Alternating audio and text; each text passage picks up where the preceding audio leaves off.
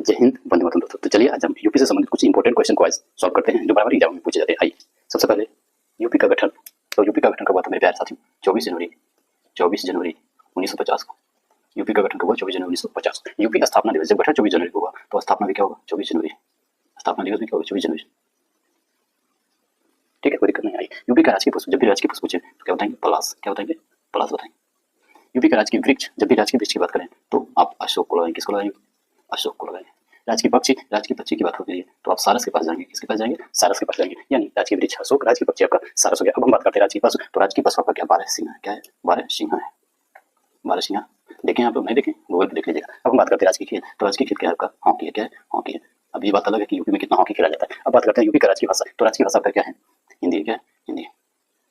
राजकीय भाषा आपका हिंदी है। और दूसरी राजकीय भाषा जो पूछे आप क्या बताएंगे? उर्दू। क्या बताएंगे? उर्दू। यानी उर्दू को कब अपनाया गया था? तो 1989 में। और हिंदी को कब अपनाया गया था? तो 1951 में। ठीक है, या तो कोई दिक्कत नहीं। आइए अब बात करते हैं यूपी में लोकसभा की सीटें कितनी है। तो कितनी लोकसभा की सीटें मेरे पास आती है? 80। कितनी? 80। राज्यसभा सीटें पूछते कितनी बताएंगे आप? 31 बताएंगे। कितनी बताएंगे? 31। यूपी विधानसभा की सीटें कितनी है? तो 403 है मेरे पास। कितनी है? 403 है। ठीक है, अब बात करते हैं जिले और मंडल। यानी यूपी में कितने जिले हैं? तो 75 जिले। मंडल की बात करते क्या बताएंगे? 18 मंडल। यानी 75 जिले और 18 मंडल है। ठीक है, अब बात करते हैं यूपी उच्च न्यायालय। यानी यूपी का उच्च न्यायालय कहाँ है? तो आप सबको पता है यूपी का उच्च न्यायालय कहाँ? प्रयागराज, यानी इलाहाबाद। प्रयागराज, इसका नाम चेंज होता रहता है बराबर, तभी प्रयागराज। ठीक है, यूपी की राजधानी पूछता क्या बताएंगे? लखनऊ। क्या बताएंगे? लखनऊ। ठीक, जब भी न्यायिक राजधानी पूछे, न्यायिक राजधानी प्रयागराज होगा। ठीक है, इसको ध्यान रखेंगे। यूपी के पहले सीएम कौन थे? तो गोविंद वल्लभ पंत थे। कौन थे? गोविंद वल्लभ पंत।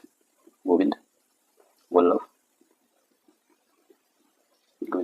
पंत। ठीक, अब बात करते हैं यूपी की पहली महिला सीएम। तो पहली महिला सीएम कौन थी? सुचेता कृपलानी। सुचेता कृपलानी।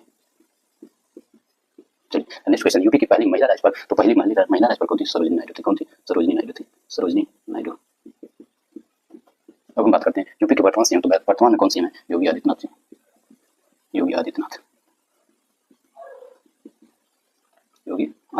यूपी के वर्तमान राज्यपाल कौन है? तो आनंदीबेन पटेल।